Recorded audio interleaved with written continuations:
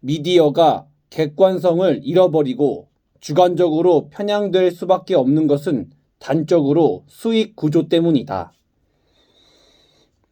언론사와 방송사는 어떻게 유지되는가?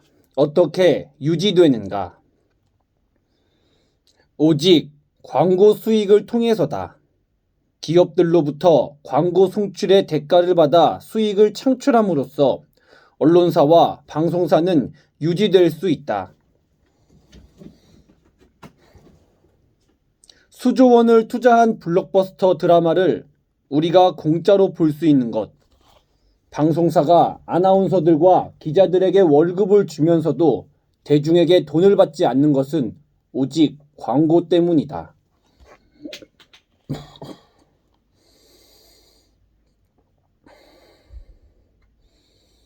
사업 유지를 위한 모든 수익이 기업으로부터 나오니 언론과 방송은 필연적으로 기업의 눈치를 볼 수밖에 없다.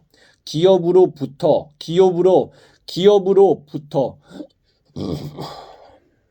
특히 거대한 재벌그룹은 언론사와 방송사의 가장 중요한 고객이다.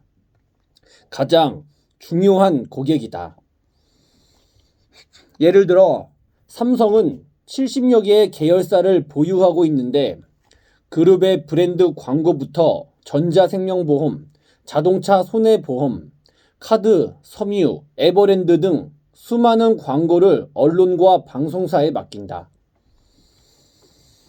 재벌그룹 계열사들의 광고는 언론과 방송사의 생존과 직결되어 있다.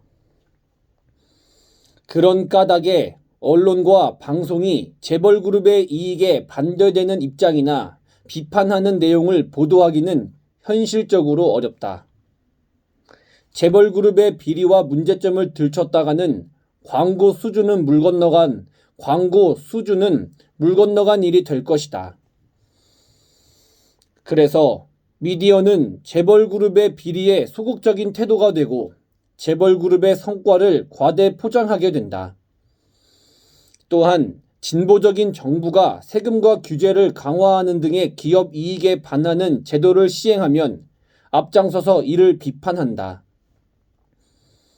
결과적으로 미디어는 객관적 사실의 전달의 의무를 상실하고 정부의 시장 개입에 반대함으로써 기업과 자본가의 이익을 대변하는 보수적 성향을 띠게 된다. 이러한 미디어의 수익 구조의 특성은 한국 사회에서 보수 정당이 지속적으로 승리할 수 있는 주요한 원인을 제공한다.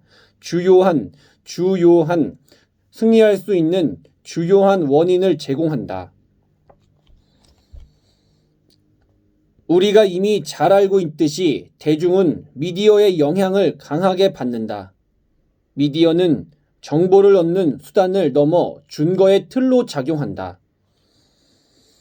자신의 권리와 이익을 대변하는 정당을 선택하는데 신중하지 않는 대중은 미디어에서 보여주는 이미지를 토대로 선호 정당을 결정한다. 미디어에 나타나는 정치인의 외모, 편집된 말, 전문가의 평가를 사실로 받아들이고 신뢰한다. 민주주의 초기에 자유와 평등은 강조했던 자유주의자 존 스튜어트 밀은 보통 선거권을 두려워해서 자본가는 4표, 노동자는 1표의 투표권을, 자본가는 4표, 노동자는 1표의 투표권을 가져야 한다고 생각했다. 절대 다수를 차지하는 노동자에 의해 사회가 필연적으로 공산화되리라 우려했던 것이다. 하지만 1인 1투표제가 시행되는 한국은 공산화되지 않았고 오히려 오랜 시간을 보수 정당이 집권해오고 있다. 이런 한국의 상황을 본다면 밀은 당혹스러워할 것이다. 그는 미디어의 영향력을 상상하지 못했다.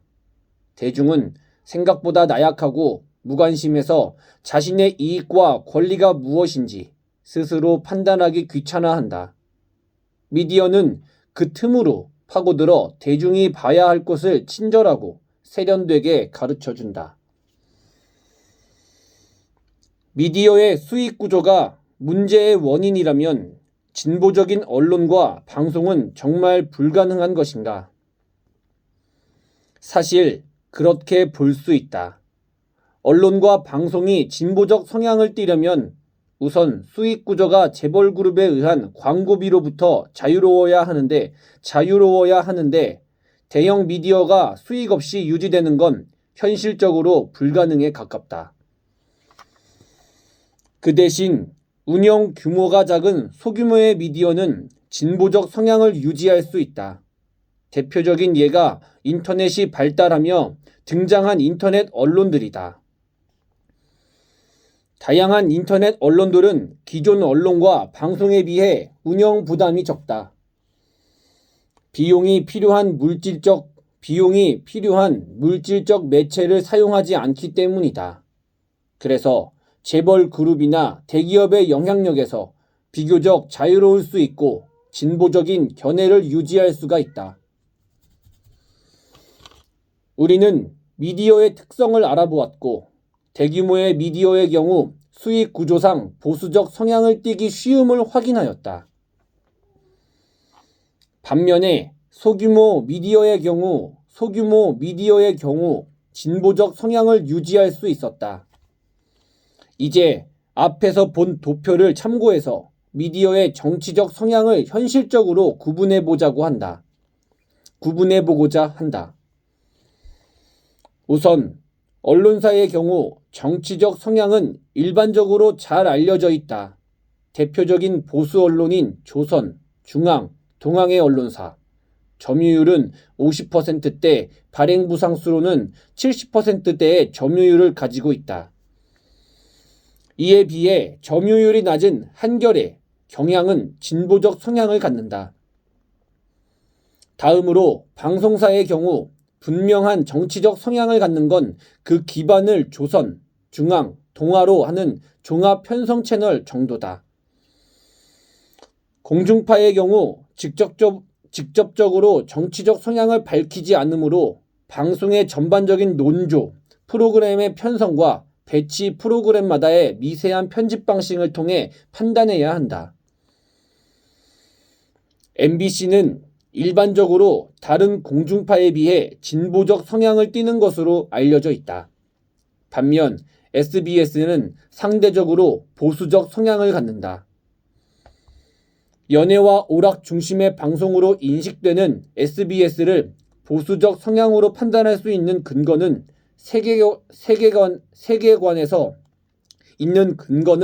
세계관에서 찾을 수 있다. 우리는 앞서 보수와 진보의 구분 기준으로서 세계관에 대해 알아보면서 보수는 현재의 체제와 상태를 유지하려는 세계관을 가진다는 것을 알게 되었다. SBS가 연예와 오락 중심으로 방송을 편성할 수 있는 것은 지금을 그나마 안정된 세계라고 전제하고 있기 때문이다. 비정치적 성향이란 존재하지 않는다. 현실의 문제를 집요하게 파헤치지 않는 것, 정치적 사안의 심각성을 강조하지 않는 것은 중립이나 비정치적인 성향이 아니라 현실의 문제에 구조적으로 접근하지 않는 보수적인 세계관이다. 날카로운 풍자와 시사가 배제된 예능은 대중의 말초적 재미에만 초점을 맞춤으로써 실제의 현실에서 눈을 돌리게 만드는 정치적 행위라고 할 수 있다. 20세기에 호르크하이머를 주축으로 결성된 프랑크 푸르프 학파의 비판 이론은 대중매체의 오락적 기능이 갖는 부정적인 측면을 정확하게 지적했다. 비판 이론에 따르면 미디어의 오락적 기능은 대중들에게 사회체제의 압박을 숨기고 도피하게 가능한다. 미디어의 말초적인 가십거리들이 사회의 변화를 가로막는 강력한 기제로 작용한다는 것이다. 그들은 커뮤니케이션의 내용이 아니라 커뮤니케이션의 형태가 문화를 결정함을 밝혔다. 즉, 미디어의 편성 전반이 비정치적이라면 미디어의 내용이 아니라 형태로 보아 그건 정치적 제스처로 의심해 볼 만하다. 대형 미디어의 보수화와 재벌기업 눈치 보기는 일명 정의롭지 않아 보인다. 하지만 보수 성향의 언론과 방송이 항상 부정적인 것만은 아니다. 대기업의 광고를 토대로 미디어가 대중에게 양질의 서비스를 무상으로 제공할 수 있었던 것이 사실이다. 그들은 막대한 자본력을 토대로 복잡한 정보를 체계적으로 엄선하고 소자본으로는 엄두도 낼 수 없는 볼거리를 제공한다. 대중문화의 질적 향상에 미디어와 기업 간의 공생구조가 기여했음은 분명하다.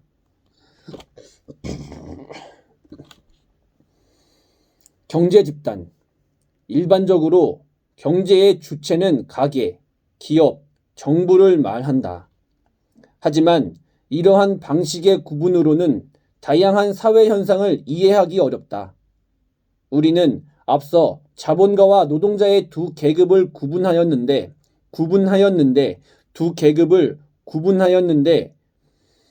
이 두 주체의 대립관계로 경제 현상을 파악해야 비로소 사회에서 발생하는 다양한 문제의 원인을 명료하게 이해할 수 있다. 물론 후기 자본주의 이후의 현대사회를 자본가와 노동자의 대립구도로 파악하는 것은 구시대적이라는 비판이 가능하다. 실제로 오늘날의 기업은 주식회사의 형태를 갖추고 있는 까닭에 일반 노동자라 할지라도 주식시장에서 자유롭게 기업 주식을 살 수 있고 한 주를 사더라도 그 회사의 주주로서의 권리를 가질 수 있다. 즉, 노동자도 다른 측면에서 보면 회사의 주주로서 자본가라는 것이다. 하지만 우리는 안다. 너도 자동차를 가졌고 나도 자동차를 가졌으니 우리 모두는 평등하다는 말이 양적인 차이를 의도적으로 소구함으로써 오류를 발생시키는 것처럼 같은 주식을 가지고 있더라도 얼마만큼의 양적 차이가 있는지에 따라서 그 사람의 사회적 지위가 달라진다는 것을 말이다. 오늘날에도 자본가와 노동자의 계급 대립으로서 사회를 분석하는 시각은 타당하며 실용적이다. 이 두 계급은 현실에서 두 집단의 형태로 드러난다. 자본가는 기업으로, 노동자는 노조로 말이다. 기업과 노조의 정치적 입장 차이는 대략 다음과 같다. 다국적 기업, 대기업, 중소기업, 극우, 우파, 중도, 보수.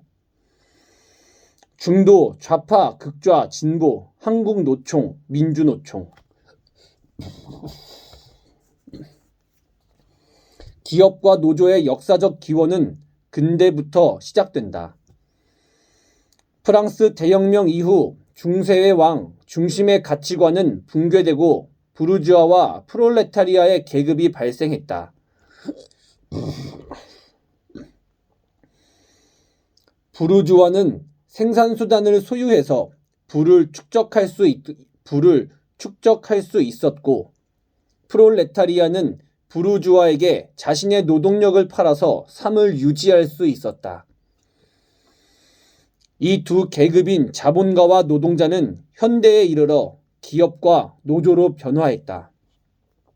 하지만 그 용어의 변화와는 무관하게 노동자가 자본가와 기업으로부터 노동력 제공의 대가로 임금을 받는다는 구조는 동일하다. 대가로 임금을 받는다는 구조는 동일하다. 받는다는. 그리고 그때나 지금이나 개별적인 한 명의 노동자는 한 명의 자본가보다 불리한 입장에 서게 되는 것이 사실이다. 사장님과 사원이 독대할 경우 불편한 건 사원이다. 노동자 개인은 자본가나 기업을 대상으로 임금을 협상하기도 힘들고 환경 개선이나 휴가 등 무언가를 요구하기도 눈치 보인다. 그런 까닭에 노동자들은 노동조합을 결성한다. 임금을 협상해야 하거나 노동시간과 노동환경의 개선이 필요할 때 힘을 모아 단체로 협상에 임하면 개인으로 협상할 때보다 비교적 유리한 위치를 점유할 수 있기 때문이다. 그래서 노동조합은 자본가와 이해관계가 대립될 때 협상을 유리한 방향으로 이끌기 위한 실력 행사로서 파업을 한다.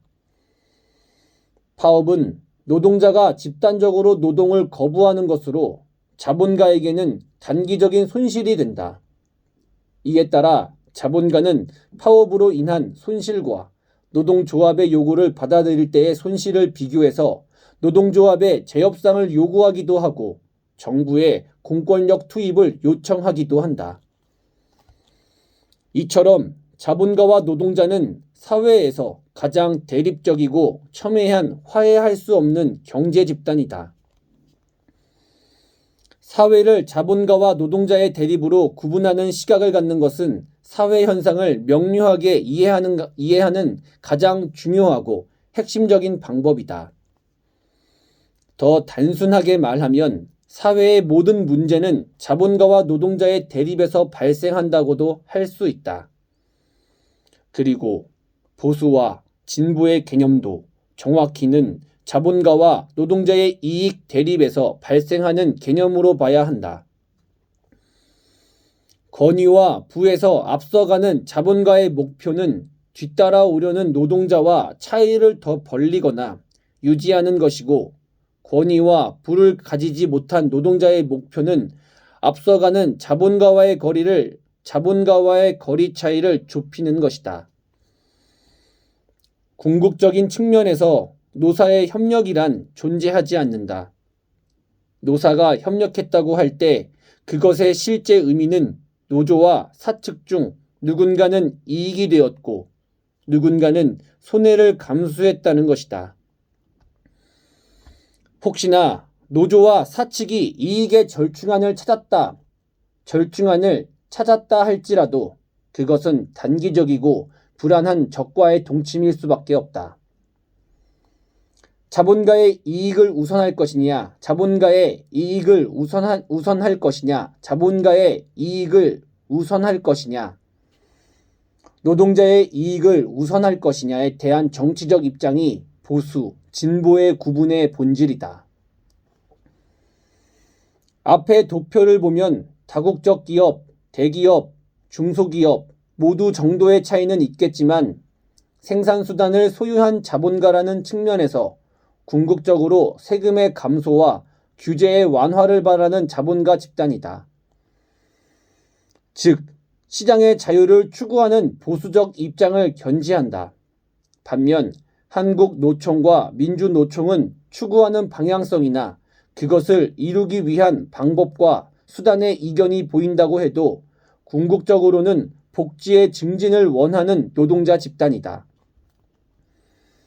그런 면에서 정부가 시장에 강력히 개입하는 진보적 입장을 추구한다. 이렇게 근원적이고 대립적인 입장 차이로 인해 각 집단의 심리적 이념적 친근성을 두는 사람들은 상대의 존재 자체를 부정하고 맹렬히 공격하려는 태도를 견지하기도 한다. 보수적 입장을 지지하는 사람 중 일부는 노동조합의 파업이 이기적인 행동이며 사회 질서를 와해하는 행위라고 비난하기도 한다.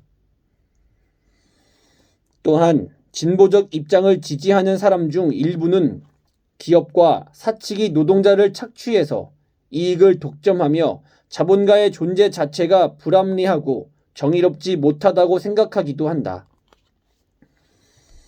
하지만 이 두 입장은 모두 문제 상황을 도덕적, 윤리적 관점에서 접근하려 한다는 면에서 문제가 있다.